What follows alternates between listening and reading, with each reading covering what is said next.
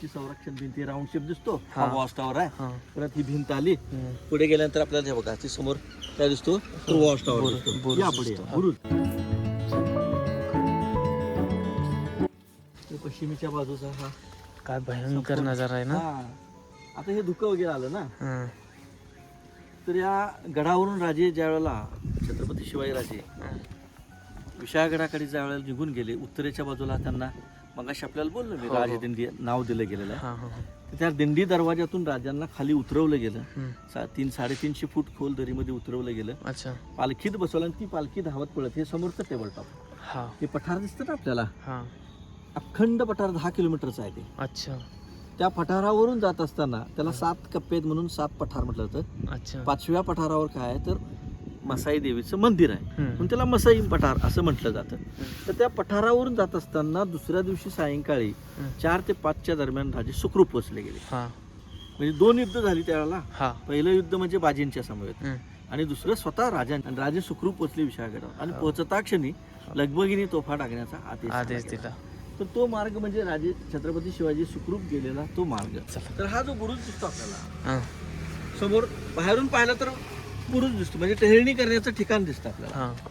लांबून जर पाहिलं हं. तर आपल्याला ती किल्ल्याची भिंत दिसते, भिंत आपल्याला. दिसते. तटबंदी दिसते आपल्याला. हं, हं. आणि आतून पाहिलं हं. तर समोरून पाहताना 1 मजली इमारत दिसते आपल्याला. हा. ते ऍक्च्युली ही इमारत 3 मजली आहे, अच्छा. म्हणजे अंडरग्राऊंड बांधकाम केलेलं आहे. हा हा. तर ती इमारत बांधत असताना त्याच्या पाठीमागे उद्देश आहे, हं. म्हणजे कोणतीही इमारत बांधत असताना त्याच्या पाठीमागे उद्देश ठेवला गेलेला आहे. हं. तर या इमारतीला बांधकाम करण्याचा उद्देश असा आहे की पाणी हे सुरक्षित राहावं. अच्छा. किल्ल्याच्या आतमध्ये मुबलकता पाण्याची, हं. ज्या किल्ल्याच्या तटबंदीवरून आपण पाहिलं चारी बाजूनी तर 250-300-400 फूट खोल दरी आहे. हो. त्या दरीमधून झाडी झुडपातून जर बहुरूपी बनून आला शत्रू, हं. तर त्याचं पहिलं दुष्ट कार्य काय राहायचं की आतील पाणी जे आहे त्याला दूषित करायचं. म्हणजे काय तर विषबाधा. आजच्या युगामध्ये एका मिनिटामध्ये मनुष्य मरू शकेल इतकं रासायनिक घातक द्रव पाहायला मिळतं आपल्याला, म्हणजे सायनाईड वगैरे. त्यावेळच्या काळामध्ये काय तर झाडपाला, हं. तो झाडपाला टाकल्यानंतर आतमध्ये उघड्या विहिरीमध्ये हं. तर आतील ते पाणी दूषित होण्यासाठी कमीत कमी 4-8 दिवसाचा कालावधी लागतो. हं. ज्या कालावधीमध्ये आतील सोल्जर्स लोक ते हळूहळू पाणी पित असताना कमजोर बनले जात होते. आणि बनलेल्या कमजोर व्यक्तीवर जर आक्रमण जर झालं तर होणारा प्रतिहल्ला कमजोर बनेल आणि हा गड त्यांना जिंकता येणं शक्य होईल. म्हणून ह्या इमारतीचा बांधकामामध्ये वापर करण्यात आला गेला.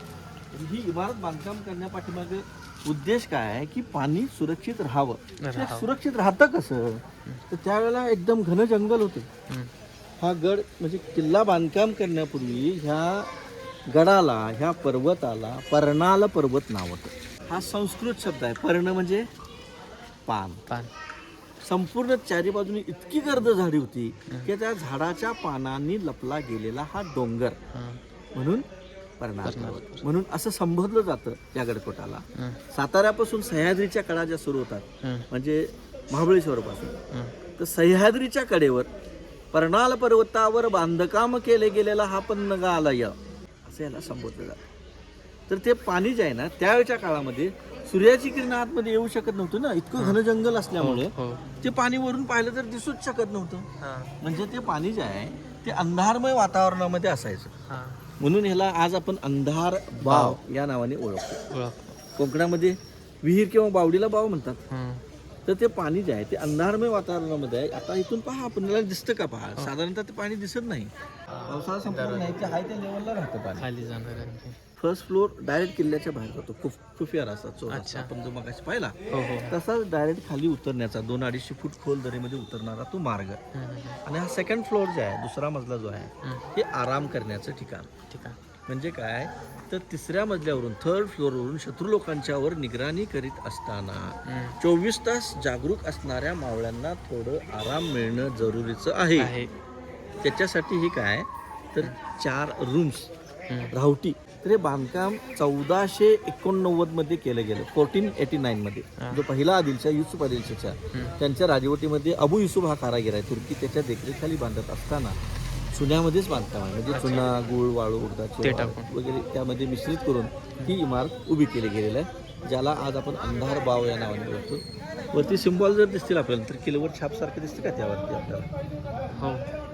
हे आदिलशाचं सिम्बॉल्स आहेत बघा. त्या पण इमारतीला आहेत बरं का, हां. एकदम टॉपला आहेत एकदम अच्छा. त्या इमारतीला, याला पण आहे. हे शिलालेखाचं नाव वगैरे हो? हे शिलालेख जे आहे ना पर्शियन आणि अरेबिक. कधी बांधकाम केलं त्याच्या पाठीमागे काय उद्देश असावा हे लिहिलं गेलं असावं. हां हां म्हणजे अजून काय परफेक्टली माहीत माहीत नाही. नाही. जेवढी माहिती आहे मी तेवढं देतो. तेवढं. हां हां हां.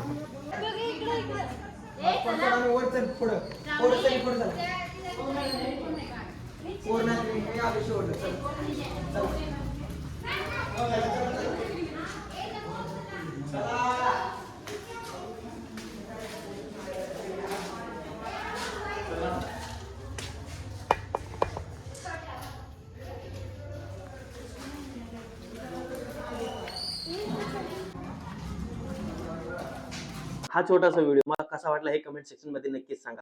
मागील जर कधी तुम्ही एपिसोड बघितले नसतात तर ते बघा, आणि पुढील सुद्धा एपिसोड नाही का डेली सकाळी 10 वाजेला येणार आहे, तर त्यांना सुद्धा नक्कीच बघा.